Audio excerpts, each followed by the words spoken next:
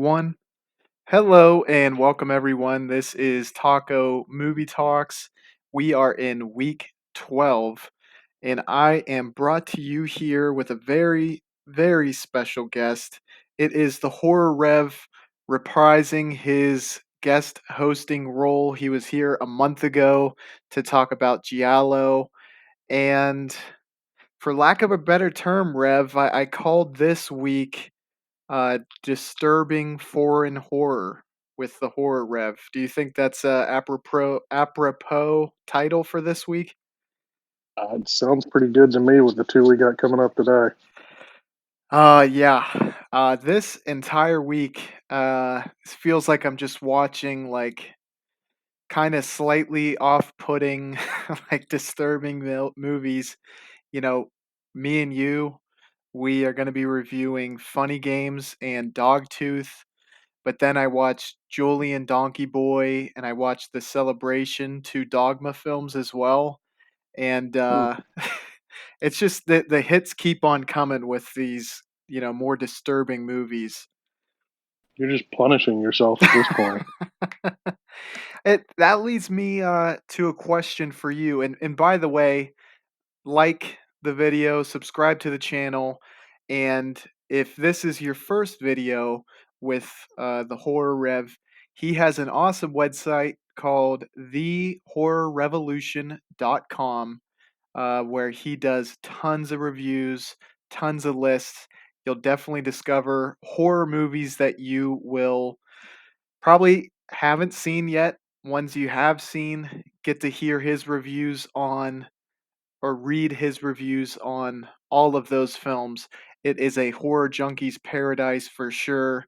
I still to this day appreciate your site. Go check it out. Um, what is your favorite like subgenre of horror? Because I might be surprised by this. My guess would be slasher, but is that what it is or no? So, yeah, I mean, slasher is definitely my favorite just because they're kind of always fun no matter what they are. Mhm. There are obviously ones that are better than others, and some of them are straight trash, but even the trash ones are still fun to watch as long as you can get some decent kills. Usually there's a little bit more comedy involved. Hmm. So a lot of those things, kind of make it elevate to me above other genres. But it's funny you asked that too coming into this week because I have a job and I'm trying to stay anonymous, but I have a job where I see a lot of terrible things, and when I was training for that job, I actually dug into a lot of the disturbing horror movies, trying to kind of desensitize myself to some of the shit that I was going to see going forward. And I actually, for a long time, for probably a couple of years, wrote for horrornews.net, and I handled their extreme horror section. So all of the most extreme, most disturbing, craziest shit that's out there, they would send me the movies and I would review them for their website. So this is a I like disturbing horror very much, especially when it's well done, and it's hard to find it well done. But I think the two that you've got this week for sure are up there. So I definitely slasher would be number one, but disturbing horror when it's done right is right up there. Oh wow, that's super neat. Like how you got into that, and was writing for that website or preparing for your job, was that kind of your entry point, or can you remember distinctly like what were some of the first like really disturbing horror movies you watched were? Well, no, and it actually wasn't. One of the reasons why I got invited to write for the site was because I was already trying to do some of them for my website. I had like an old like WordPress site back in the day, and had kind of converted that into a website that I didn't run for a long time, maybe 5 or 6 months, something like that. But I wrote about a lot of the more disturbing ones originally, and then got kind of invited to handle that part of the site for them. um, so For me, the psychological aspect of it's always been very appealing and very entertaining and kind of making you think about things the way that you wouldn't forever. And I've been watching horror movies for 35 years. So for me, the old trauma movies, the guts and gore and exploding heads and all that stuff, the next logical step was always, hey, what's going to be more fucked up than this, So that's kind of where you watch a Serbian film and Sallow and all of those foreign, and a lot of them are foreign Mhm. movies that kind of end up more on the like, holy shit, what did I just watch spectrum. Yeah, yeah, I think my entry point was, The Human Centipede, because that Yeah, was just such a craze back in was that late 2000s, I think? something like that. Yeah, But, oh, that probably got I mean, well, that was kind of like a crazy trend that not so much pushing more films like that, but as far as disturbing films, it seemed like The Human Centipede got more press than, like, the ones that it's like a Serbian film is really niche. Like, I've yeah, heard of it, I've yet to see it, but I know all the disturbing material in it. And, like, yeah. for whatever I maybe just because it is domestic and like you said, foreign films will dive into that territory probably more often than we will. Yeah, and there's a lot of history behind that as to why they did those things. You see a lot of it in Germany, you see a lot of it in Europe, and I mean it's all kind of a direct result, in my opinion, from World War II and the things that happened in that war. Kind of like the whole thing where in Germany you can't really reference Nazis or they'll put you in jail kind of thing. Mhm. A lot of it came as kind of a pushback to that kind of attitude. So a lot of censorship and a lot of people being like, fuck you, we don't do what you tell me kind of thing. Yeah. Um, that's really where a lot of it came from. So that's, I think, the reason why you see more of it on that side of the world. Um, but there's plenty being made in America too, especially more recently. And, a lot of times that is a direct result of people being fans of those foreign horror growing up. And you see a lot of those shades like in American movies. And, like you said, Human Centipede was domestic. I believe the director was a foreigner, but it was made in English, so it's definitely a little bit different. And Mhm. that was 2009, you're right. Mhm. And it really wasn't that extreme. You know, not compared to the other stuff that you see. So I mean, now the second one's batshit crazy, but the first one is really not that bad. It's more of a disturbing concept than it is a disturbing film. Yeah, I mean, you're pretty spot on there. It's more, body horror, like Mad Scientist. Right, It actually kinda uses, like, more old school tropes for it. Um right. And I think you were kind of alluding to this earlier, possibly, when you were talking about when disturbing horror is done well.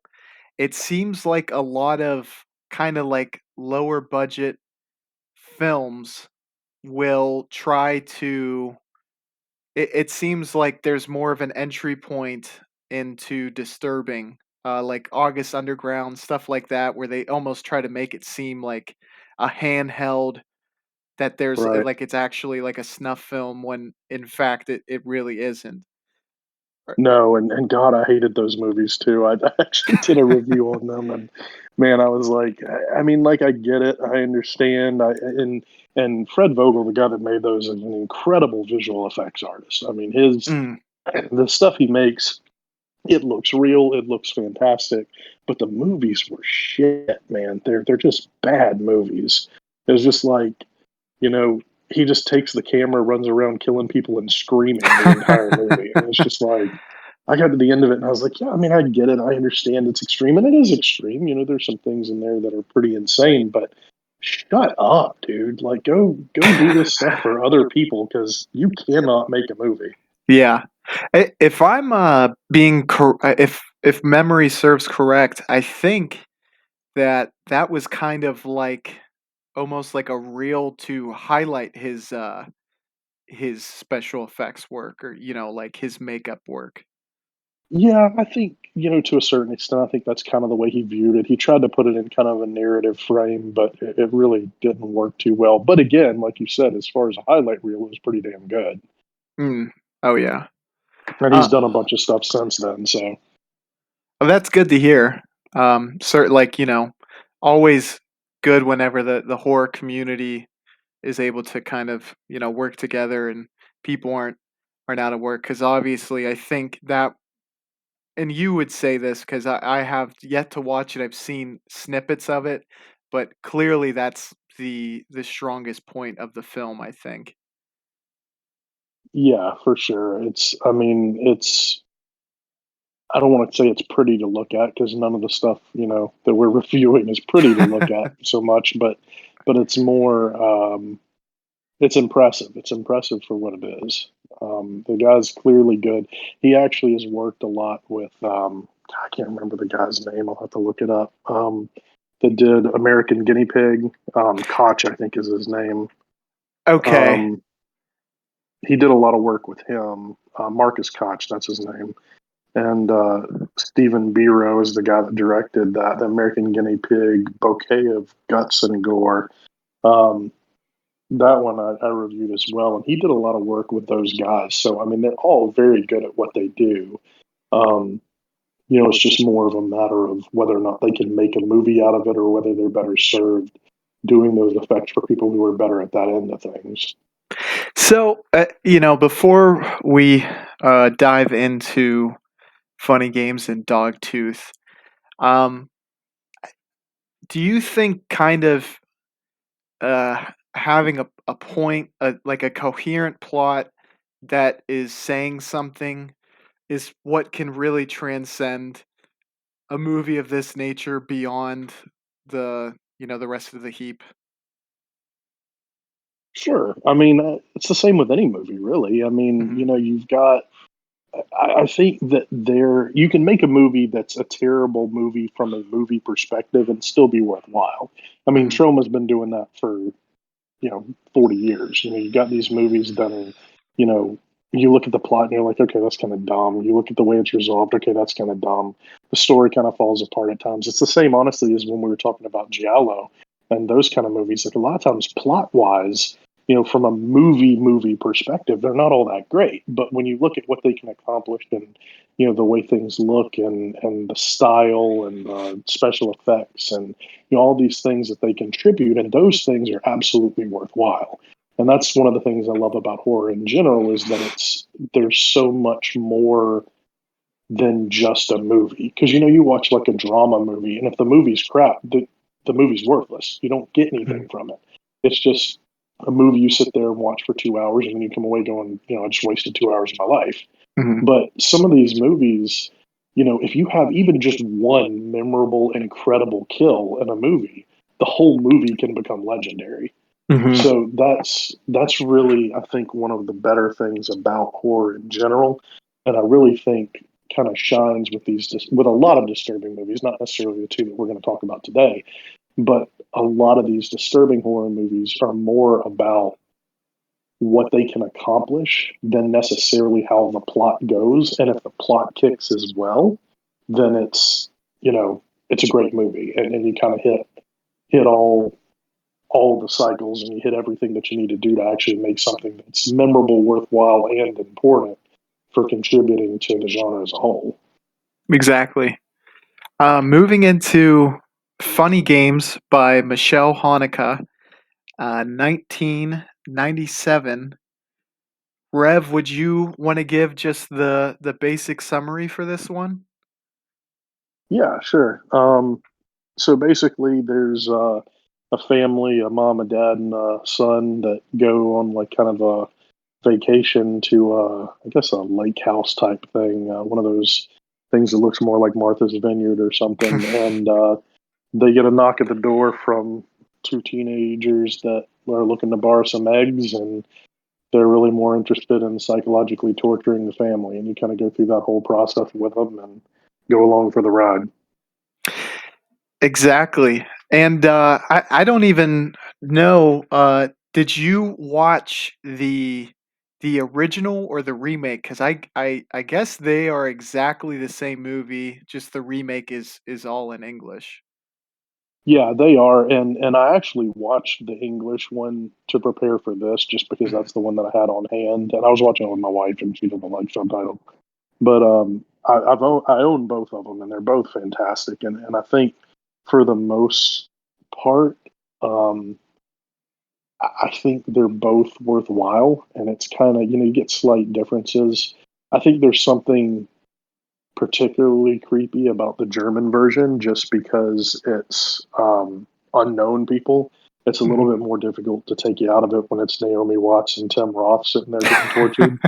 Um, but I do think, though, I mean, they are shot for shot basically, and Haneke actually said originally that he had wanted to make it in America, as a critique on American culture and media, and so basically he had kind of wanted to do it that way to begin with, but his budgetary constraints made him keep it where it was. So yeah, I mean, I really do. I think either way you go is fine. But I did watch the American for this one, but I've seen both. Okay. Yeah, just overall, um, for me, this movie, it hits a raw nerve in the Oh yeah. scary factor. I find this about as terrifying as pretty much any premise that you could throw at me, because it's very based in realism, and I mean it's not likely, but I think while you're watching this, you're like, well, this is possible though. Oh yeah, for sure. It's a lot like The Strangers in that way, and Mm, you can kind of compare it to that movie pretty well. But it all happens in the daylight without masks, and there's something mm. particularly unnerving about that. And that there's no reason why this exact thing couldn't happen to you. Yeah, I'm glad you mentioned that because there's something about like the teenage boys, dressing fairly nicely and looking Right. super normal. That it really resonates where it's like, evil comes in every shape and form. Yeah, for sure. I agree. It's pretty messed up. I get it. I get why this one has stuck with people, because it's so like, it's almost, and I hesitate to use the word because it's got such a negative connotation, but it's almost boring.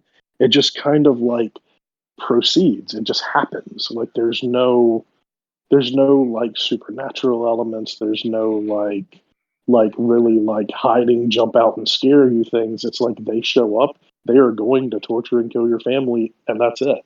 There's no, you know what I'm saying? Like there's no, Mhm. there's a couple of scenes, and I'm sure we'll get into it, about that are more surprising and a little bit unrealistic, but for the most part, it's just, it's kind of the way you would picture this happening. These guys come in and they're in control from the second they walk into your house. Oh, exactly. Um, I wonder if Hanukkah like I feel like he definitely had to have done research on like serial killers. Um, I don't know about you, Rev. I in my life has have probably listened to like hundreds, if not thousands, of hours of true crime podcasts. Uh, and depending on the serial killer, it's very procedural. Like you said, what they do in the house, they take complete control of the situation, and they take pleasure in controlling the situation. Oh, for sure. I mean, and that's a lot of what they do. That's kind of their mo, so to speak. And my wife's definitely more into the true crime than I am, but I kind of pick it up by proxy a lot of times. So I mean, you're right. It's all about control, and it's all about that ultimate having control over the person that you're trying to dominate. And and it was based on a real case as well. I don't know if you looked into that at all. I did not know that. Was it a local case to Hanukkah? No, it actually wasn't. It's actually based on a pair of killers named Leopold and Loeb. Um, they were University of Chicago students who killed a little boy basically to show that they were smarter than everybody else. That they were smarter than everybody else and that they could get away with it. It was back in like the 20s or something like that. Oh, But wow. yeah, it was essentially based on them, just two bright, young, relatively wealthy kids, well dressed and everything else, that just straight up murdered a little kid. Oh, Um, wow. yeah, and I mean, obviously it's not the exact same story, but it's based on that essentially. I mean, that very much feels like the motivation with this. Like one of the parts I really liked about this film. Do you remember when one of the characters he was talking to the other? He kept calling the other Tubbs, and he was like, he Yeah, does this because his mom sleeps with him. And then right. it goes on a few beats where you're like, oh, is that real? And then he's like, and then he comes up with another story, and he's like, what story do you want me to come up with another one? And Yeah, that was really effective and unnerving. That it's like, because I think it was part of like the background isn't necessary. It's like, people from any background could just get to right. this point depending on, psychological factors or just as much as like their nurturing factors. Yeah, and you're right. And I mean, the end of the movie too, where they're on the boat and they're talking about kind of the nature of reality. Um, that's another one that was particularly kind of these guys are way too smart to be doing this kind of thing. Yeah. Um, can you can you hear my dogs barking? No, no. I don't. Okay, good. I can kind of hear them in the background, but I wasn't sure if the headphones are picking them up. Um, yeah, it's really more of like a I can't believe these guys are doing this. They're not just some dumb, you know, Henry Lee Lucas serial killers that are just really stupid guys that are just killing people because they don't have anything better to do. These are really bright, intelligent guys that are doing this. Yeah. Like even charming. Um Right. it's I liked that, and then, probably one of the biggest parts of the movie that gets brought up is there's a lot of fourth wall breaking, and it seems Right. like the director is talking to you directly, during this film. Well, and he is for sure. I mean, Mhm. it's a lot of it is, trying to kind of indict people for wanting to watch this kind of movie. Yeah, and, I it was a recurring theme where, like, there was NASCAR on. Then Right. there was, like, severe weather on one of the channels, and it kinda seemed like how, as a whole, we just even without thinking, even when you're not going to a horror movie, it's like we have a thirst for death, destruction, all of the above. Yeah, for sure. I mean, and that is a lot of what the movie is essentially about, is about Americans' desire for that kind of entertainment, which is honestly, it takes a little bit away from it that, you made the movie, so you're lecturing me about this, but I have a little, I actually reviewed the movie because I was like, I really need to get a review for this movie out too. So I wrote one. I don't know. I don't think it's on the site yet, but um, I, it's kind of what I dug into a little bit, was like, okay, I understand the point and you're not necessarily wrong, but at the same time, like, you made the movie, dude. I didn't Mhm. make the movie. How dare you lecture me? Kind of. So it's a little bit hypocritical, but it is a fair point nonetheless. Yeah. Um, and then I wanna touch back on that, but beforehand, one thing I was kinda thinking is and maybe you'll completely disagree, this is a little kinda subtle when it comes to actually showing brutality. Um, Yeah, for sure. maybe the worst part is the father getting his knee just hit with the golf club, but, the son is not shown on camera when they use Right. the gun on him. The dog isn't shown dying. I mean, we see the dog dead, but it's pretty Yeah. reserved in that sense. It is, and it's, and maybe that's part of the point too, is more of a, we're used to seeing those things happen in our movies rather than kind of just seeing the after effects. So maybe it's more of a critique of whether or not we wanted to see more than we were presented with. I don't know, but yeah, you're right. I mean, as far as the actual violence on screen, it's fairly subdued. We see more of what happens afterwards than we see of the actual events occurring. Mhm. There was one shot that pretty much it stayed without cuts for a long while right after the son was murdered, and I thought it was a great shot because you got to see how the mother reacted and then how the father reacted once he came to. I mean, that Hmm. might be the shot of the movie for me. For sure, that's a great shot. And I think that's part of what's interesting about the movie too, is how these two people within the same family unit handle what's happening to them.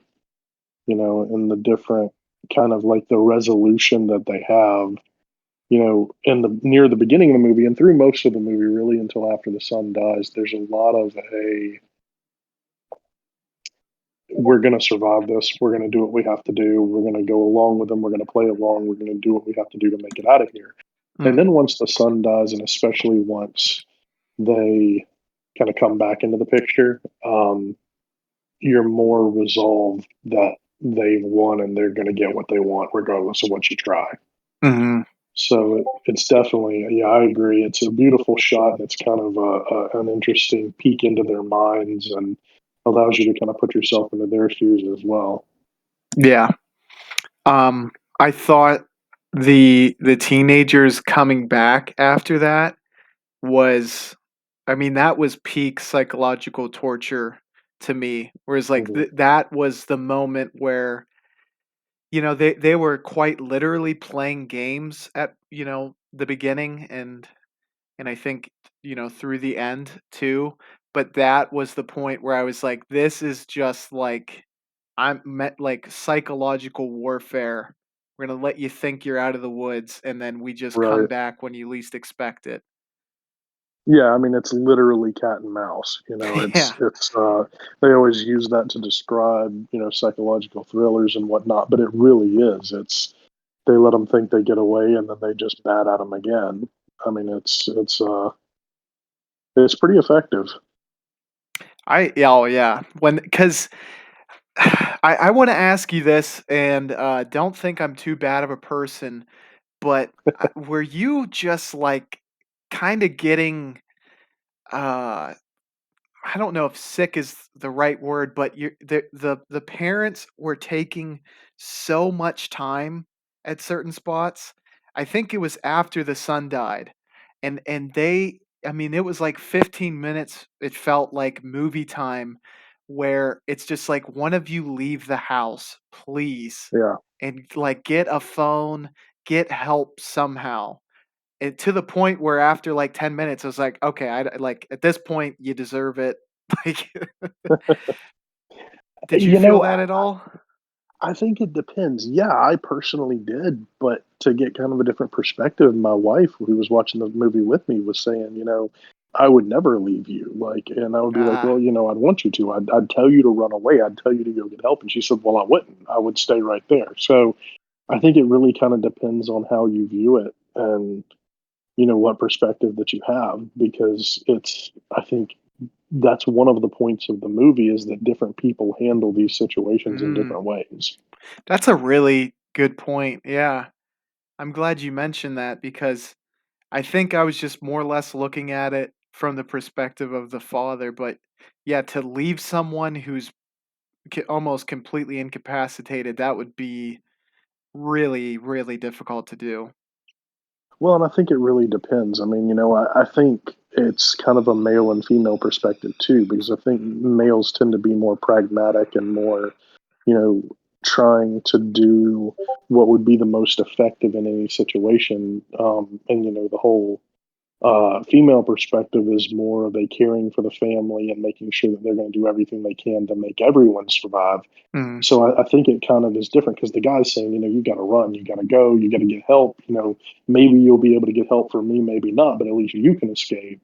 And the wife is saying, no, I'm going to stay and we're going to get out together. And eventually he wins the day, but you know, she has a different perspective on it than he does. So, like I said, in this particular instance, it was interesting to me having my wife's perspective because I would have been much like you. I would have been like, somebody's going to get the fuck out of here. It doesn't matter which one of us, but since I can't run, you're the best person to do it. exactly. Let me kind of throw a theme at you, and see if you find, if this resonates with you at all. But for me, I think obviously the violence of television or in movies, media as a whole was big, but I feel like there was like also a critique by Hanukkah on how media has kind of inserted itself into the nuclear family, because the two killers, they kept talking to each other in names like Tom and Jerry, Beavis Right. and Butthead, and it was almost like, I don't know if he was quite trying to critique that it's like this new generation is more so raised by media than even their own parents. Did you see any of that, or do you think there's any truth to that? For sure. I agree with you. I think that absolutely was part of the point. And I also think that I think it was kind of a dual purpose. I think absolutely it was to uh, kind of make the point that we are raised by media and that we have these exposures so everybody knows who Tom and Jerry and Beavis and Butthead are. But I Mhm. also think it's also pointing out the dark side of the duo as well. Because, you have Tom and Jerry and Beavis and Butthead and, Laurel and Hardy and Abbott and Costello, and you can name any number of duos throughout history, but you don't have too many that are just bad. You don't Mm. have too many that are evil. So, I think that was part of it as well. So, yeah, I agree with you entirely, and I think it kind of served both of those purposes. Overall, like what would you rank this if you would like, or how would you recommend it to? I'm a huge fan. Mm. I actually like the director a lot. I've seen, several of his movies. Um, I think it's a really, really good movie. I would definitely recommend that people start with the German version, but I also think that the American version, for those who don't like subtitles and are kind of turned off on foreign films, I think the fact that it is a direct shot for shot makes it kind of a welcoming piece to it where, kind of anybody can watch it. Um, I highly, highly recommend it. If you're trying to kind of dip your toes into the disturbing movies, as you pointed out, there's not a whole lot of bloodshed, there's not a whole lot of gore or anything like that. So it's a really nice kind of intro to those kind of movies. And then if you like it, you can dig into some other ones. So I think it's one that you can recommend without everybody looking at you like you're a freak. Yeah, I completely agree with you. Yeah, gore is definitely, something that is like a turnoff for some people, but you get a fully fledged disturbing movie. I think as far as psychological horror goes, this is top tier. I gave this one 4.5 stars. I loved it just like you, Rev. Do you have any final thoughts you would like to say on funny games before we move on to Dogtooth? No, I think we covered it pretty well. I really, like you said, I highly recommend it. It's a great movie. Really well done from start to finish, and I don't know how too spoilers you want to get, but it's there's some pretty mind blowing scenes in it that just kind of the first time I watched it, I was like, holy shit! Like I did not see that happening, and it follows a lot of the same progression as a lot of other movies, and then kind of turns it on its head right at the end. So, yeah, huge fan, highly recommended, definitely great movie. Would you like to go into spoiler territory now? Just That's up to you, man. It's your channel. let's go ahead. I think is the big one you're talking about the remote scene? Yes, definitely. And like I said, that one, and for those who haven't seen the movie or don't give a shit about spoilers, basically at one point the wife character takes the shotgun and kills one of the intruders, and the other one kind of freaks out for a little bit, looks around the room for the remote control to the television, and then picks it up and presses the rewind button and goes back to before she grabs it and stops her from doing it.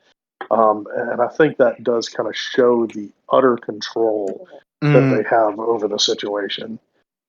It's definitely not realistic, but it's a pretty fucking cool scene too. yeah,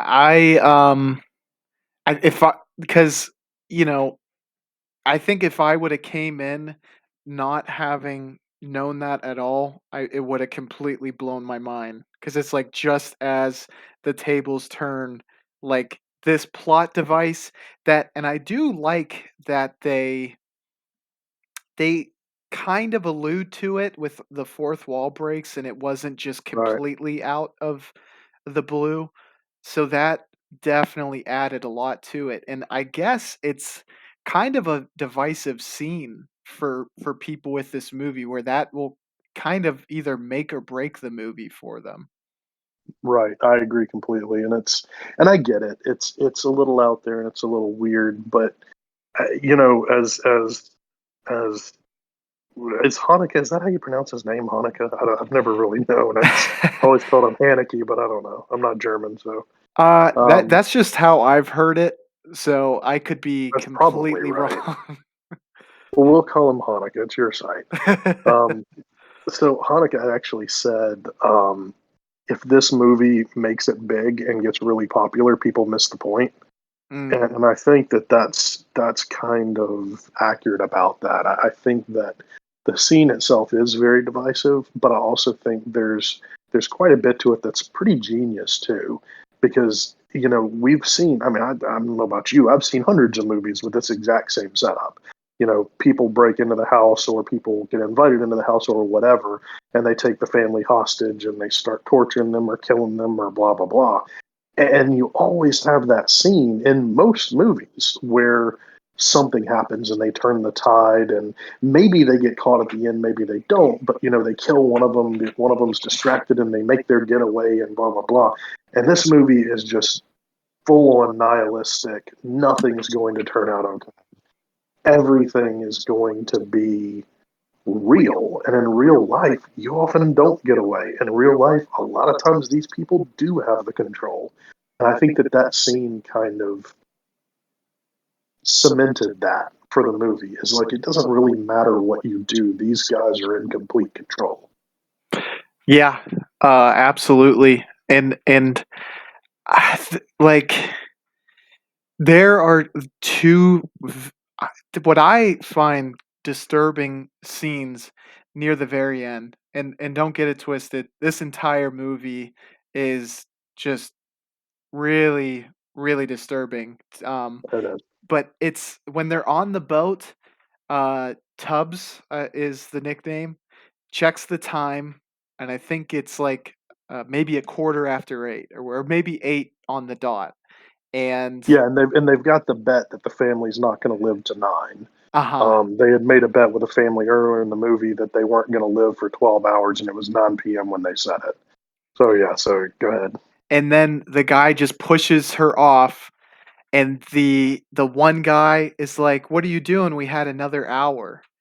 And it's like you get two of just the most harshest, cold-hearted perspectives you probably could on this situation where it's like one guy is just like, "Okay, I've had my fun." Like and it's just it's as um rudimentary or just as boring as throwing away a piece of trash, and then the other guy Right. is like, we could have tortured her for another hour. Yeah. Oh, that's actually I didn't think about it that way, but that's actually really a really good look at it. It's I focus more on the cruelty and the uncaringness of the guy that pushed her overboard, but you're right. I mean, that thought of the we could have had more fun with this woman is pretty. That's interesting. I like that. And then I think it's the absolute end where they are going through the same procedure with the next house. And I was like, Yeah. it, I mean, it's true. I mean that stuff it will continue. It's like the serial killers. They just kind of ramp up, and like when they're in a frenzy, they almost have like a step by step.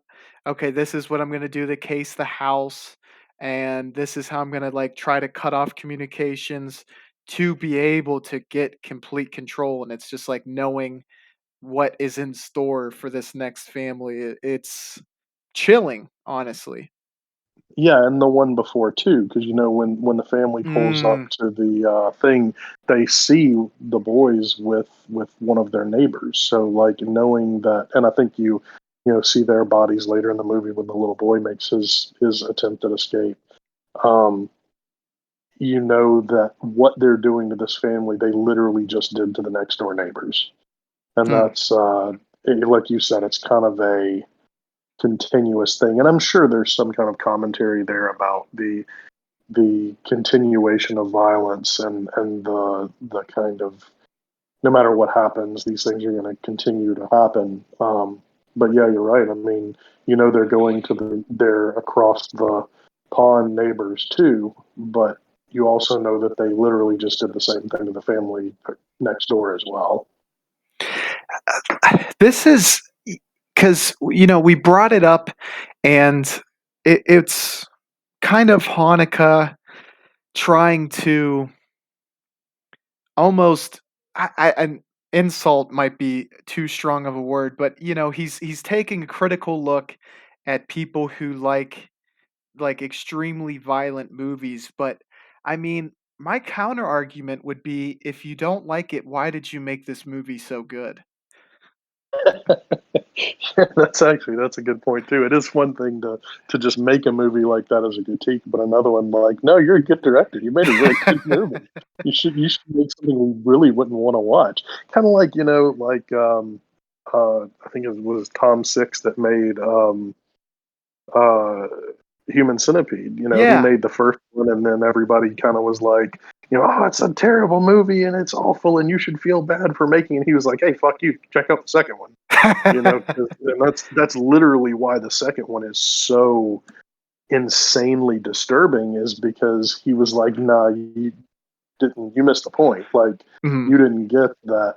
You want to see something disturbing, here you go. So no, that's a really good point. I mean, Hanukkah makes a great movie here, and you're just kind of like, yeah, I mean, okay, I get your critique, but dude, you're as much in it as we are. You're Mhm. doing the same thing. What? Because you said you're a fan of the director. What films do you? Because I know, and you correct me if I'm wrong, because this is actually my first film by Michelle Hanukkah. Yeah. What film are all of his films kind of somewhat disturbing in one way or another? Not necessarily. He's fairly broad. Okay. He's got a few that are extremely disturbing. Benny's video is very disturbing. The piano teacher is very disturbing as well. Cachet is pretty good, but he's got a few later. Like I don't know. I mean, I guess you could say they're sort of disturbing. Like he's got one about kind of an older couple. It's called Amor. It's about kind of an older couple dealing with kind of the end of their lives. Mm. It's I don't know that I would necessarily say they're all disturbing, but they're all about real life, so to speak. Ah. Um, they're more. he definitely tends to go more on the disturbing theme. And of course, two of his movies are Funny Games and Funny Games. So he definitely he doesn't branch out a whole lot, like some of the other directors that you'll see. But yeah, I mean, he's an incredible filmmaker. He's a really really good director. So it's one of those things. As I was saying, you can kind of recommend this to people without seeming like a lunatic because it is a good movie. Like beyond everything else, it's a really well made film. It's beautiful to look at. It's. I mean, I spent a good bit of time in New England, and I mean that's what it looks like. That's what it feels like. That being on the coast and seeing that kind of setting, he does it very well, especially for a German. To have that view of American culture and American scenery and American movie making and everything else. It doesn't feel like a German movie. It feels like a very American movie. Yeah, Um, I he does a completely really good agree. job with it. And then I'm gonna make one last point before we move on to Dogtooth. Let me know what you think of this, but do you remember near the beginning? It's kind of like the title music is the classical music that they're Yeah, they're playing um, some sort of game where they're trying to figure out who is the composer, yeah, and then it cuts to like really intense. I don't know if terrible it's music, yeah. Do you like think thrash metal. yeah.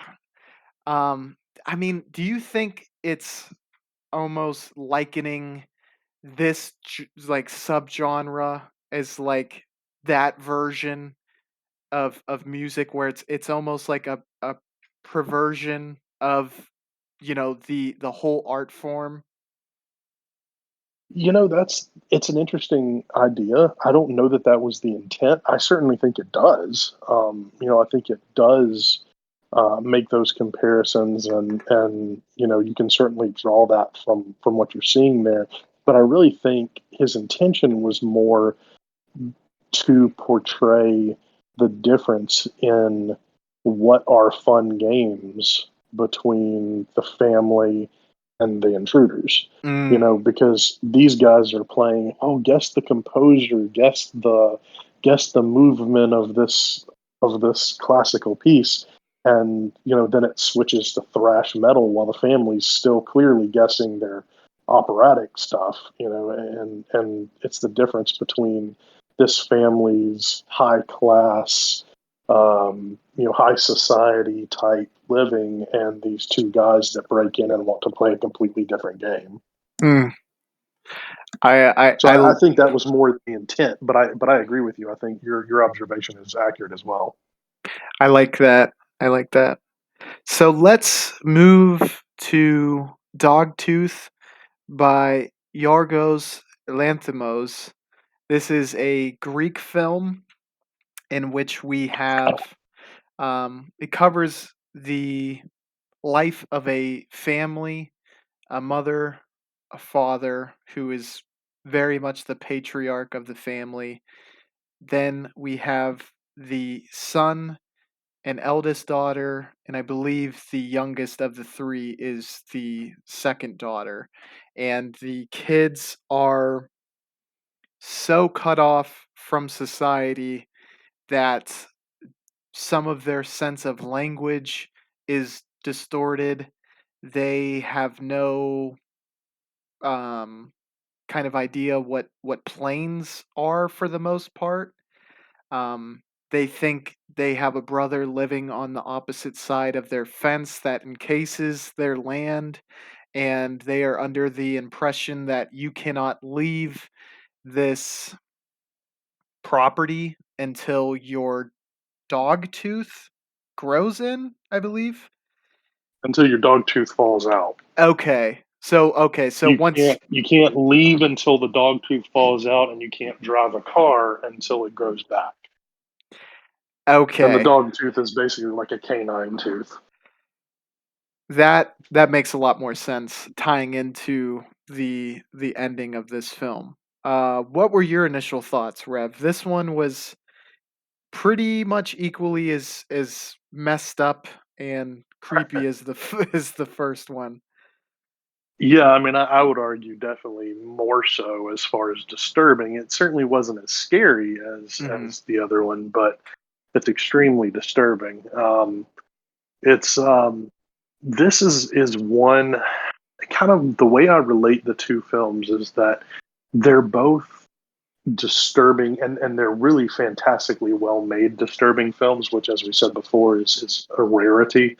It is very rare to find disturbing films that are made very well, Mhm. and this one was as well.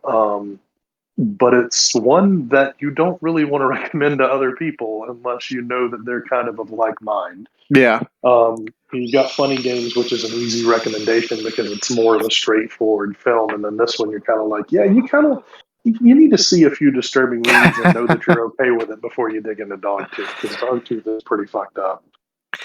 Yeah, I think the uh, perversion of sex in this, I think for Americans, that is the easiest way to get under an American skin.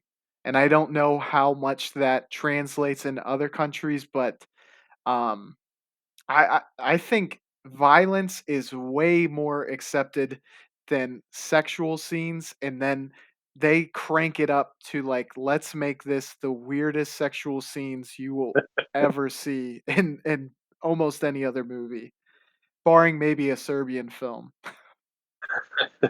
Yeah, you're probably right about that one.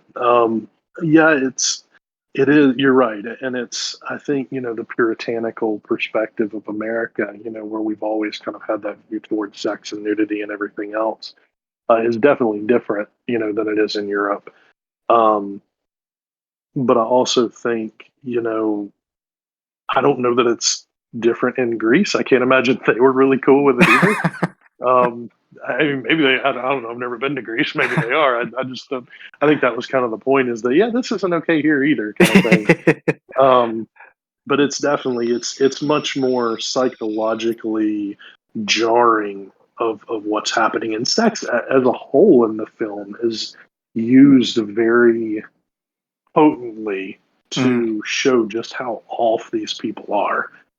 Um, and it really is kind of one of the themes of the film is how can we psychologically mess with you about something that's normal for so many people, Yeah. Man, I it's, it's used with, the parents, and it's used with the son, and then eventually with the eldest daughter, where it seems like the parents kind of have even their sex life is a Right. little weird. Um Yeah, and that's actually kind of what I was referring to is that, obviously, when you start dealing with, spoiler alert, you start dealing with the more incest themes, it's Mm. definitely obviously that's disturbing, but even like the dad putting on the headphones before he has sex with the Yeah. mom, you're kind of like, what in the hell is going on here? Like, why are these people so damn weird? Yeah, it's like they're detached from the real world, and their Right. view is just so skewed. And bizarre. Yeah. And I think what is like a good topic, because I think we might have even touched on this a little bit over message.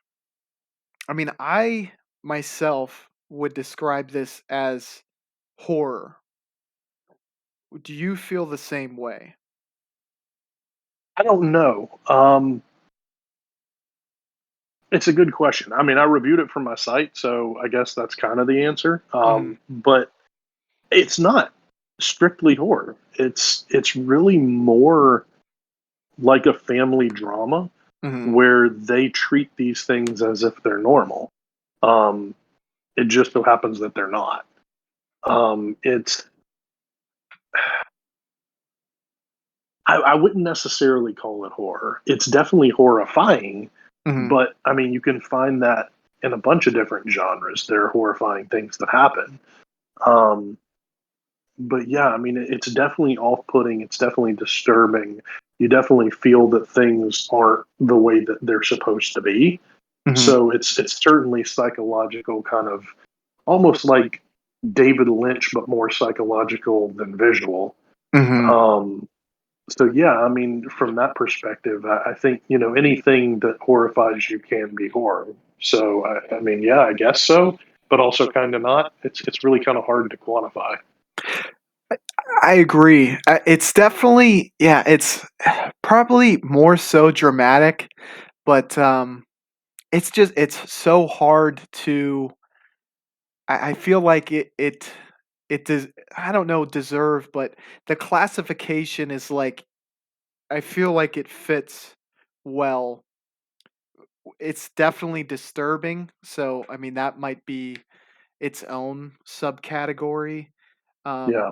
but I think this is like probably one of the flagship movies you could put where it's like this is kind of genre bending. It really it kind of carves out its own territory. It's definitely dramatic. You can't really argue that, but it's like where does it kind of fall within subcategories too, which I just Well, and, thought and there's also, yeah, I agree, and there's also like a certain piece of it that's like kind of darkly comic as well. mm, Um, some of these things, and maybe it's just the absurdity of what you're watching, but some of it is kind of funny too. So it really is. You're right. I mean, it's got at least three different genres that you could argue that it fits relatively well in. like this would be the darkest of dark comedies to For sure. I don't know that it was intentionally funny, but there were some things that were kind of funny. um just as we stated with funny games, I think this is super duper well done, really Yeah, well shot. There's clearly talent behind the camera on this one. definitely. And the director has kind of branched out a good bit to um, some American movies, much like Hanukkah did, which I guess he's really stayed more in Germany, but he still has at least the American remake. Lanthimos made The Lobster and The Killing of the Sacred Deer. He made The Favorite, so he's going more American at this point. Yeah, that's actually the first movie that I've watched by him was Killing of a Sacred Deer, and and if you've seen some of his other films, it almost it seems like his movie, at least this movie in Killing of a Sacred Deer, it's almost like it takes place in like a different universe where it's like Yeah, all these interactions are just so off. Like the way people behave is so different. yeah, I agree completely. And this one was a little bit less so, more because you know, you get the feeling, they're on this compound and they're teaching their kids the wrong words for things and everything else. And you're pretty sure that the next door neighbors don't do that. So it's more of like they're living in their own universe inside their little compound, but everything outside of it works like a regular real life.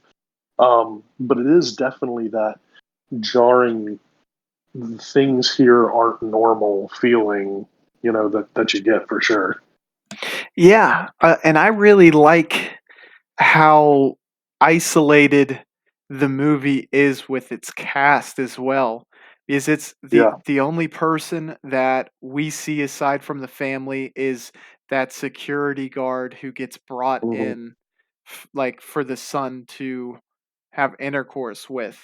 So it's like it's it's on its own island, and that Right. really adds to the movie, I think. Well, and I'm sure, that has a lot to do with Greek society. And obviously I can't comment much about that because I don't know, outside of historical sense, I don't know a whole lot about it. But, you know, Greece is its own island as well. So I'm sure there Mm. is a little bit of isolationism that some of the people there feel too. So I'm sure that speaks to that, at least to a certain extent. That's actually a super good point you just brought up, and I wonder if that is part of what he's trying to kind of get across within like the deeper themes of this movie. Yeah, it may well be. I don't know a whole lot about it outside of just what happens on screen. Hmm. Um, but I know that, you could certainly draw those parallels at least. Um, a lot of the kind of social mores that they play with in the movie, ancient Greeks for sure, didn't seem to have as much of a problem with a lot of those things, but in the modern world, the things they were doing there weren't okay either. Hmm. I also and I'm not sure if people maybe you might pick up on this. Maybe I'm reading too much into it, but like there was certain scenes, like when the father and I actually just remembered. I think the only other person in the cast that we see is the father's like maybe boss or coworker. Yeah, He goes into the office, he waters a plant, which I thought was kind of like almost metaphorical for like the way he like raises his children, where it's like they're yeah, kind of there for him to live out this fantasy of like having kids around always. they're ornamental. Yes.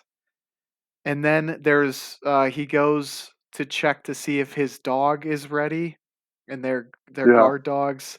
It's they're talking about how the stages work and that the dog wouldn't be ready to take home, and I think that's like kind of commentary on not trusting his children to be set free in the world. yeah, And yeah. then I agree. I don't know, this is probably most of a stretch, but hopefully the point at the end you'll be able to kind of make the illusion in your mind when they were kind of performing a song and dance for the mother and father's anniversary. There was, the son was playing the piano and the daughters were both dancing together, which kind of felt like, this is like all choreographed the way that this family unit is acting. It's like we're this perfect family that's perpetually stuck at the stage where they are kids and not, grown up children. But it felt like it reminded me of, I don't know if you've ever seen a video, but like when North Korean little small children will like do a song and dance for people visiting North Korea. Have you ever seen this? I haven't. No, I've heard of it, but I haven't seen it. So they'll have like, people will come in for documentaries, news, whatever. They'll Right. have like 6 or 7-year-old North Korean children where it's like their lives to this point are just like master this instrument and master this dance, and it is one of the most eerie and creepy things you will ever see. It's certainly. I would not put it past them. But because it's like they have this fake smile on their faces and they're trying to show like how happy and how talented these children are. You're like, I know that they've been forced to do this. Yeah. Kids aren't naturally this good at, doing this song and dance. But what did you kind of find any, relevance to those themes throughout the movie? Well, I did, but I kind of have a little bit of a different perspective on it. Okay. The son who I think he was actually playing the guitar. Um, he he was kind of playing relatively well and playing this more normal song, but I didn't really think that it was particularly choreographed, and I think Mm, that this relationship was kind of like a mirror between the dad and the family, because if you watch the younger girl, she's kind of watching the older girl for kind of like a clue as to what she's supposed to be doing. Mm. The older girl, she's dancing all these like wild, weird dances, and the younger girl kind of looks over to her and sees what she's doing and then starts doing it as well. So I think it's more of like a mirror. This older girl has the relationship with the younger girl that the father has with the family. It's more Ah. of a trying to guide them along whatever bizarre idea that they have. Because clearly that scene in particular, like I was just sitting there going, "This is weird as shit," and I don't, I wouldn't say dancing is uncomfortable to me, but that was certainly an uncomfortable scene. Um, it I was agree. weird, Yeah, I'm glad because you were able to kind of give me a different perspective on that, and when you mention it that way, it's almost like the eldest daughter. It was like a further extension of her kind of breaking free right? from this very regimental, uh, kind of day to day that they have. Because up until this point, I think she sliced the brother's arm, and then she watched the VHSs, and it's like she's kind of branching out further and further away from like what is expected from them. Well, it's an interesting kind of view of the film too, because obviously this dad is a freak. The things that he's teaching his children to do, and I remembered because I saw this movie years and years ago, and I watched it again for this. I had remembered that the older daughter has sex with the boy, Hmm. but I didn't remember that it was set up by the parents. Um, I had thought it had just kind of happened, which is something that does sometimes happen when you have people that grow up in this kind of isolationist compound kind of thing. That's not abnormal for cults and things like that. Hmm. Um, but I had forgotten that it was literally established by the dad that she was going to be the concubine, so to speak.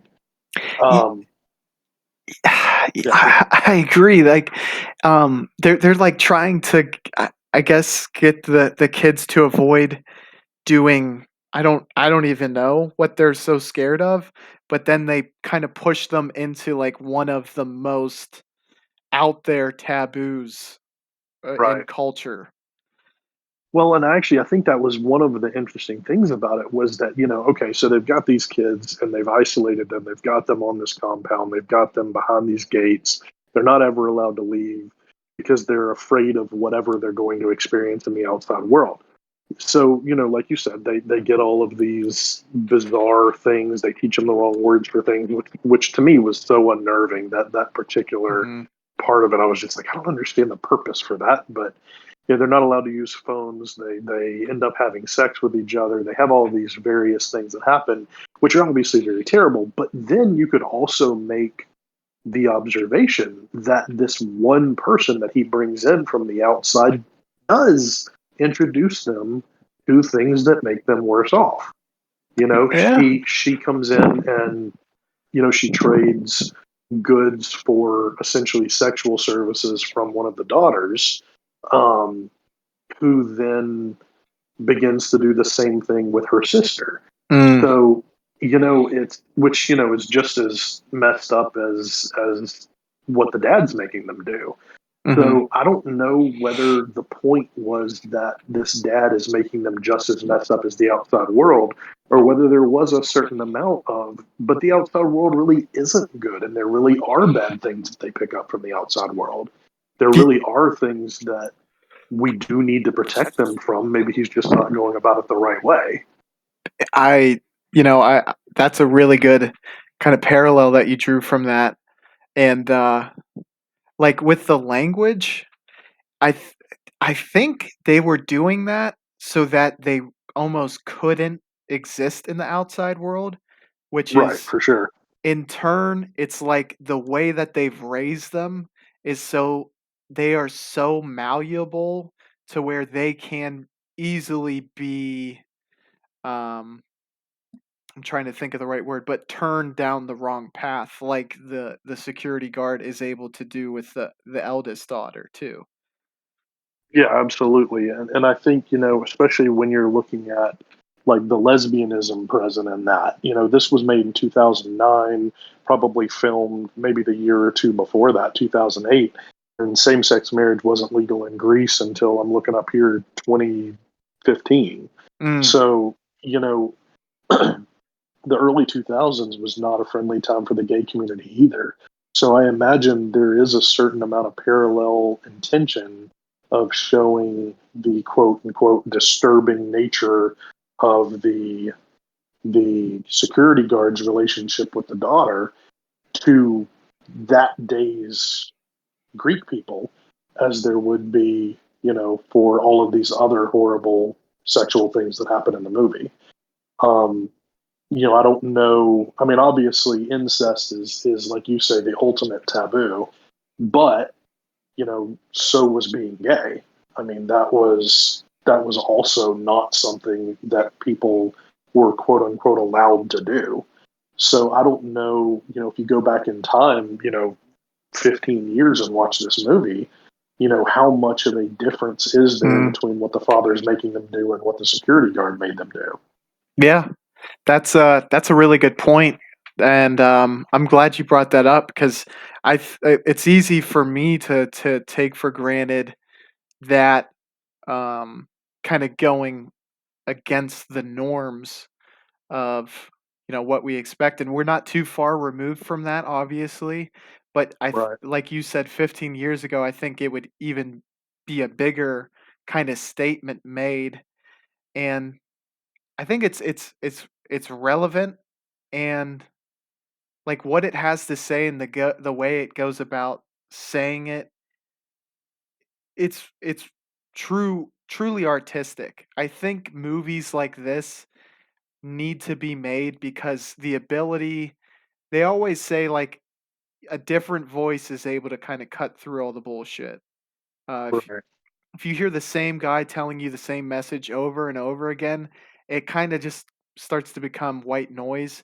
But to have a movie like this kind of lay things out in a completely different way, it makes it much more effective in my mind. I completely. And I mean that's and you brought up a good point, and I think that's one of the things that you kind of get from this movie is, you may watch it and you may hate it, and you may watch it and you may absolutely love it, you may be disturbed by it, you may not be, but at the end of the day, the movie itself is art. I mean, it is a work of art on film. And that's kind of what I got from it is yeah, it's weird, yeah, it's disturbing, but it is I mean it's a beautiful film. Hmm. It's got, some amazing shots, some amazing sequences. And I think that's one of the reasons why the director's translated so well into American movies, as weird as they are, is just he's very good. He's somebody with something to say. Yeah, and I kind of like the fact, and um, I don't know if we did this intentionally, but looking at it now, it seems like we have kind of almost two views on the opposite side of the spectrum because funny games kind of feels like an argument for, our obsession with violence being a bad thing. And this movie kind of seems to be saying that censorship can can be equally as bad in my mind. Absolutely, I agree completely. Yeah, that's why I recommended it, man. I know what I'm doing here. Come on. No, it really is. It's really it's an interesting parallel between media views on violence and media views on sex as well. I'm a huge anti censorship guy. Mm, That's like a big passion of mine is I don't believe that any art should be censored. There's tons of movies and tons of art and music and literature and everything else that I think is fucking terrible. I have no interest in reading it, no interest in watching it or blah blah blah. But for me, the thought that someone would be trying to create their art and get their voice across and we would censor them because we don't like what they're saying is just ridiculous. So that I think is a big part of this, and I think allowing people like Lanthimos to tell these stories is really important to progressing culture. Not just mm, movies, but culture in general. There's always been off-putting art, you know, since when cavemen were drawing naked cave babes. I mean, it's always been that way. That's what art is. And a lot of people have said in the past, good art makes you uncomfortable. Good Mm. art makes you feel things, and I think that that's this movie in a nutshell. I mean, I think it makes you feel whether it's disgust or some kind of sick feeling of righteousness. I don't know, but it makes you feel. It makes you feel something. I completely agree. What you said about art, good art making you feel uncomfortable it's definitely true. It should push you out of your comfort zone. Because if you stay in your comfort zone, you don't really experience anything new, and then you really can't grow from it. And likening this kind of back to maybe the metaphor the movie is trying to make. I mean, with censorship, where do you draw the line first and foremost? And it also kind of shows a lack of respect for the community as a whole, that you don't think they are ready or prepared to view certain things. And like the way that these kids are kind of treated, as like they're not intelligent enough or just not ready to experience certain things. And that I find to be a really poignant metaphor for censorship as a whole. Yeah, you're absolutely right, especially when it comes to senses of morality and things that we view as either right or wrong. It's I've always viewed it as a parent's job to prepare your kids for the things that they're going to be experiencing when they get in the outside world. But I mean, even when you look at what a lot of the Christian community does in America, where you don't let them read Harry Potter or celebrate Halloween because you're trying to protect them from these outside influences that they're going to be experienced to once they leave your home anyway. Mhm. Um, that's always been my goal with my kids is, I want them to go out into the world and be prepared. I mean, I'm not going to show them Dogtooth when they're 6 years old, but at the same time, I don't want them. If my kid's 18 and he's like, "Hey, check out this great movie," I'm like, "That's awesome. You should watch this because you're Yeah, gonna you're gonna see shit like this in the real world." exactly. Um, And hopefully not up close. You don't want to. I'm not yeah, saying we should be a cult or anything, but on the screen is that's where we draw the line. that's the safety. That's the Yes. safety net. You can watch anything in a movie, and the old Wes Craven, "It's only a movie. It's only a movie. It's only a movie." I mean, it is only a movie. That Stop being so damn uptight when people want to tell a cool story. Yeah. And I think kind of going back to what you were saying, and I'm sure you've heard. I don't know if it's a stereotype or trying to think of the right word. But it's like, maybe the kid that you went to high school with or grew up with, the one where the parents are really tightly wound, and they keep them under really super close supervision. It's like as soon as they leave the house, those are going to be the people who just go absolutely bananas, like when they go to Oh yeah, school or live on their own. I mean, it's like they just, you're like, they're the ones that are going to go not off the rails, but they're going to go wild. they're gonna go ape shit when they get to college, man. Yeah, no, you're absolutely right. I grew up in those kind of communities, and yeah, that's 100% accurate. I mean, it's and it is really. I think that's one of the things is you raise your kids to be good people and to make good decisions, not to make your decisions. Mm, And I think sometimes you're right, sometimes you're wrong. But I know from my parents there were so many things.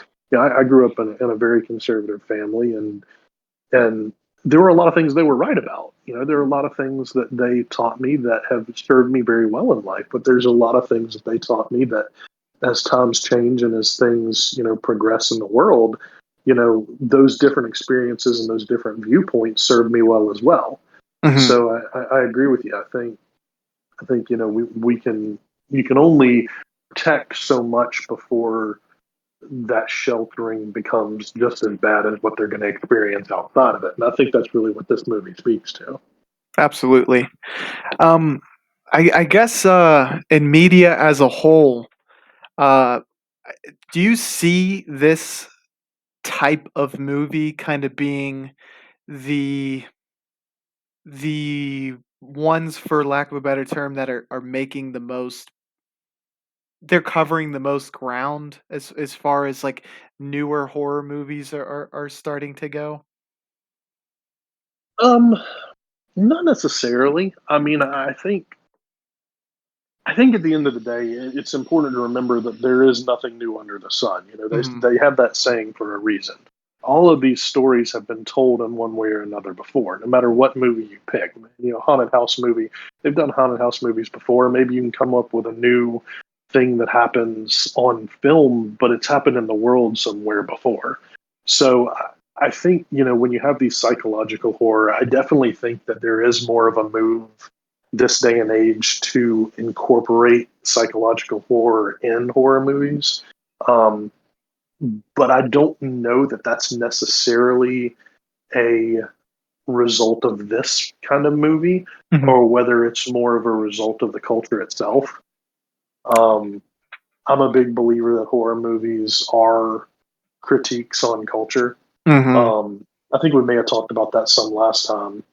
Um, but you know, you got certain kinds of movies that are made after certain kinds of world events, and I think that a lot of times these psychological aspects of it are dealing with, you know, an age where we're in the information age and we've got, you know, every bit of knowledge possible right at our fingertips. You know, those kind of things, it's harder to scare people than it used to be, you know. Mhm. So you kind of have to go inside their mind and try to dig deep in there and find something scarier than just showing them something on screen. You know what I mean? Yeah. I I like kind of trying to uh figure out the direction that horror is going. I mean, do you currently think that horror is going in a good direction, and like what do you think is going to come about from at least on American soil, um, from the crazy last couple years we had in horror? Boy, that's tough. I do think it's going in a good direction. I think horror movies have their ebbs and flows. You have periods that are better than others. You know, I was writing something a while back. I think I was writing about The Ring, and I was watching the Japanese and the original. And I was trying to go back and I was trying to see, you know, well, you know, this leads me to think what were horror movies like back in the early 2000s, and you know, which are the good movies from 2000, 2001, 2002. And you know, everybody always talked about, you know, horror wasn't that good since the 90s and blah blah, but there's at least one or two really good horror movies every single year. Hmm. So I think that yes, there are trends. Yes, there are things that happen. You know, The Conjuring kind of opened up that whole possession haunted house thing that had been gone for a long time. You know, Scream did the same thing with horror movies in the 90s. But I think that it's all progressing more to where you can make whatever you want. Hmm. Um, you know, we've got great indie movies that are coming out now. Movie The Stylist that I just recently watched. I did an interview with the director. Um, was a movie about a hairstylist who is a serial killer. You know, it's a unique, inventive take on an old genre. It's still a slasher movie essentially, but you also get a lot more psychological things, a lot more even giallo inspired things in the movie. It's really it's a beautiful film, but you can see all of these influences coming in, and I think that those availabilities of these movies, you know, through streaming or even just people like you and I that have seen so many of them over the time, these people are starting to make movies. And instead of just being, oh, you know, I'm going to create this new genre, they're taking all of those genres and incorporating them into whatever they decide to make. Hmm. So I don't know that there's necessarily a trending direction or genre per se. I think it's more of an amalgamation of everything.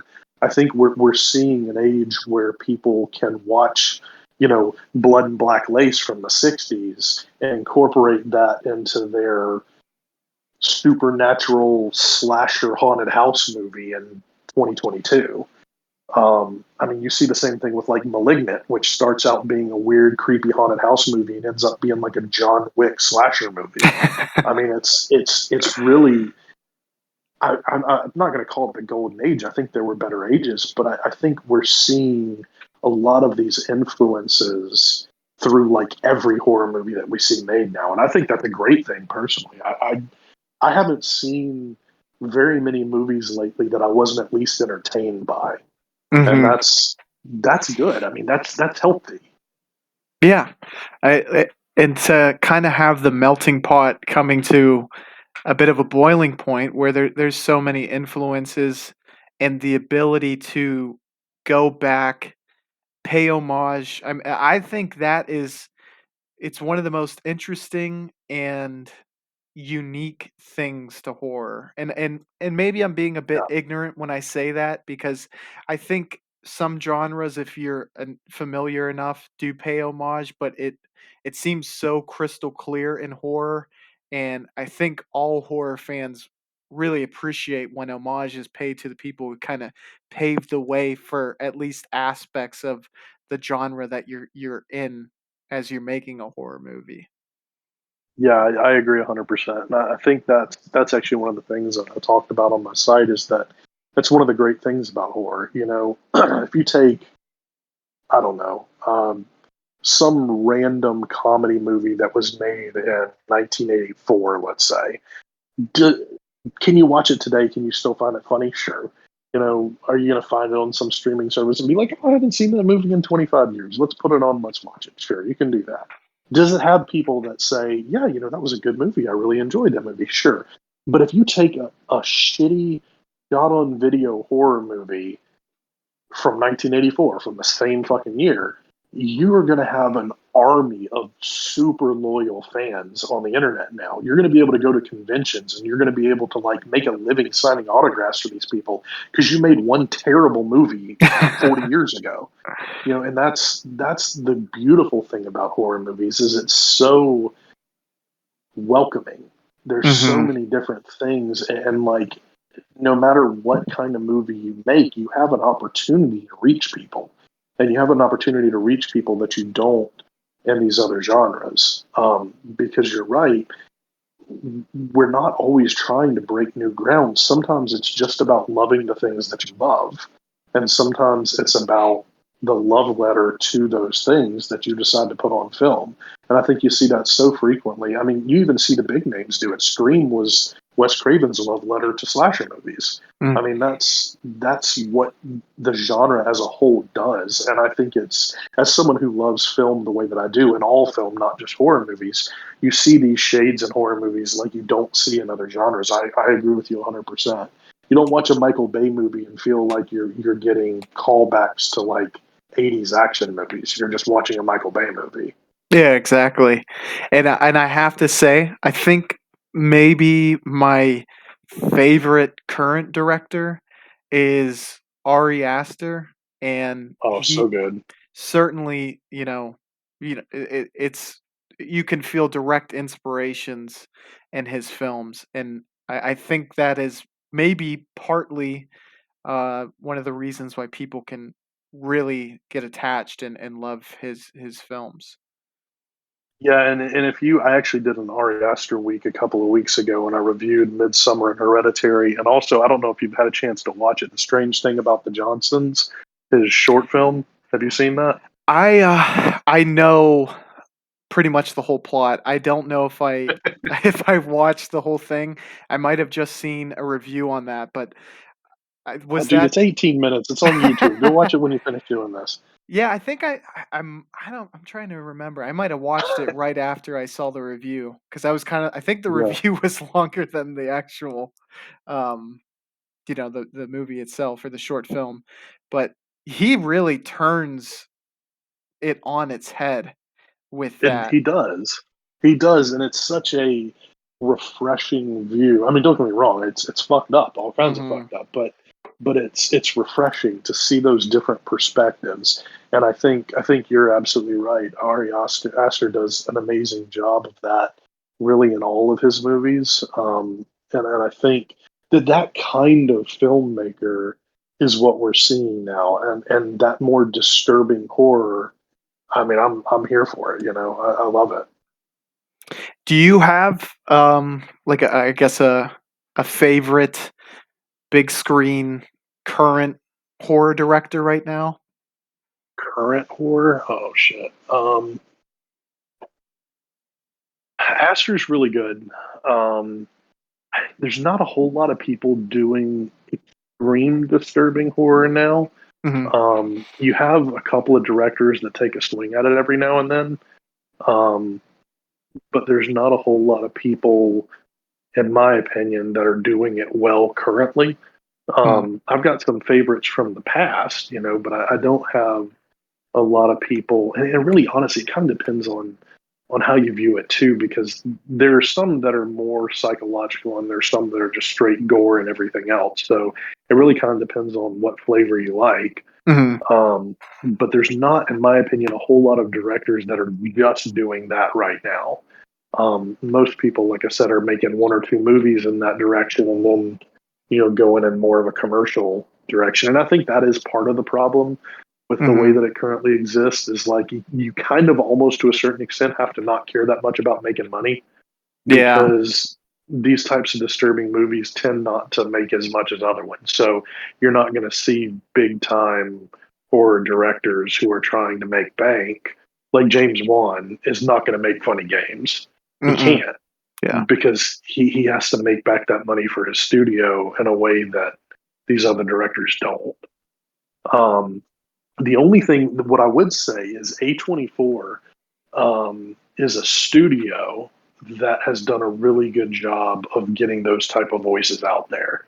Um, they've done a really good job of working with people like Actor and a lot of other more indie type directors to kind of make a different type of horror movies than you're seeing from the bigger studios.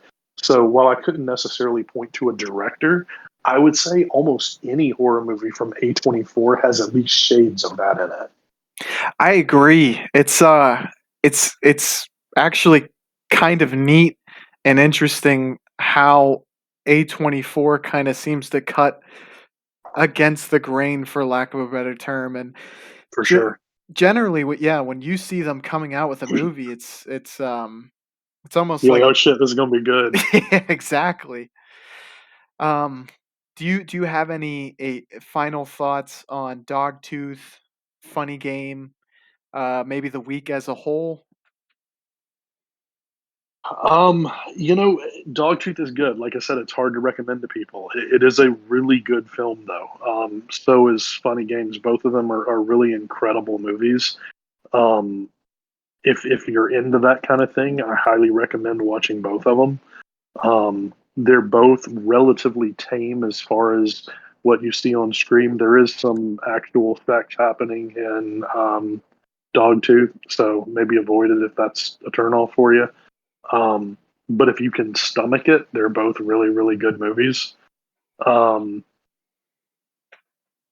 honestly, if you like what you're seeing here, check out my site, man. There's a ton of great extreme type horror movies. Some beautiful, beautiful films that have been made, and there's really so much work that's been done in the past for these things. As far as these two movies, like I said, they're a great toe dipper. If you like them, there's a ton of other movies you can check out. Absolutely. Yeah, I would strongly recommend go check out the horrorrevolution.com. If you like horror of any flavor, and like you said, you were talking about an indie director that you had interviewed. You have tons of indie stuff as well. If you're like trying to get in on some new directors that like a new vision that you've yet to see, as well as the classics, obviously. And I can't recommend your site enough, Rev. I think it's great, and all horror fans, you owe it to yourself to give it a click for sure, because I think you're really gonna love it. Oh, thanks, man. Yeah, absolutely.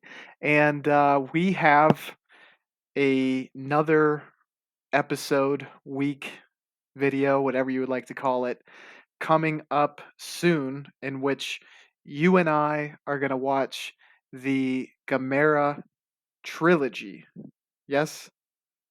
Yes, man. I just watched the first. Literally finished it like 45 minutes before we called. It's a lot of fun. It's a lot of fun. It's going to be a good week. I'm excited, and I think it's gonna be neat because I mean this is another good question, and I hate to keep putting you on the spot as No, no worries. but I mean the monster movie as a whole. I mean Gamera, do you consider that to be horror in your mind? Oh yeah, for sure. I mean, it is definitely more of an action type movie than it is a horror when you look at like the base elements, but it's got a fucking monster in it. I mean, Yeah, it's a monster movie. I think that if you view films like Creature of the Black Lagoon as horror, then you have to view things like Godzilla and all the kaiju movies from Japan the same way. It's definitely more of a cultural horror. mhm. There's more of like it is different than what you're going to see made by American movies or by American studios. But it's horror. It's got a creature in it. It's got to be horror.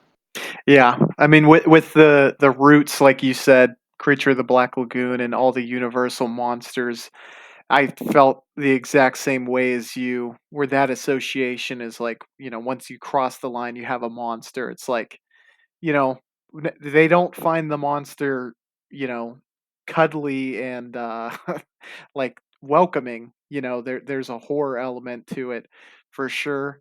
I've watched a few Godzilla movies. I think it's been only a week now, but as I was watching them, I was like, I really want to dip my toe into that, and I thought Gamera would be an awesome choice. So I'm glad you liked the first one, and this is gonna be my first time watching any Gamera movies. So this Yeah, me too. trilogy, I hope it's awesome, and I think the videos or the video singular that we're gonna make is going to be awesome as well. That's gonna be a lot of fun. Absolutely. Thank you again for joining me, Rev. This was a blast. I hope that people weren't scared off by the titles of these videos and maybe give them a shot. If this seems like something you'd be interested in, these movies are truly good in my mind. Yeah, I agree completely, and it's been a pleasure. I appreciate you having me on, and honestly, I appreciate the different perspective. It's so easy to get caught up in my own when I do all these movie reviews and everything. You're a bright, intelligent guy that's looking at these movies the same way I am and coming up with different things. It's always nice to have a different perspective. Absolutely. Yeah, this is the fun of doing something like this, getting to discuss like cinema of all types and getting your perspective cuz oftentimes my view will change on a movie a lot.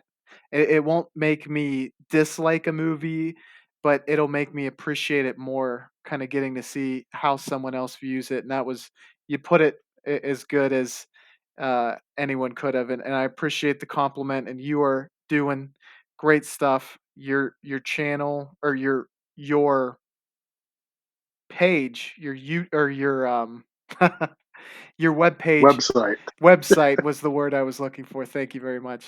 It's awesome. You guys got to check it out, and be sure to like and subscribe to this channel because Rev is going to be back, like I said, for the Gamera video, and that is going to be absolutely awesome. Um, so thank you again, Rev. This was awesome, man. Hey, thank you, man. And yeah, everybody check out his videos. They're all really fucking cool. All right, we will catch you on the flippity floop. Bye, y'all.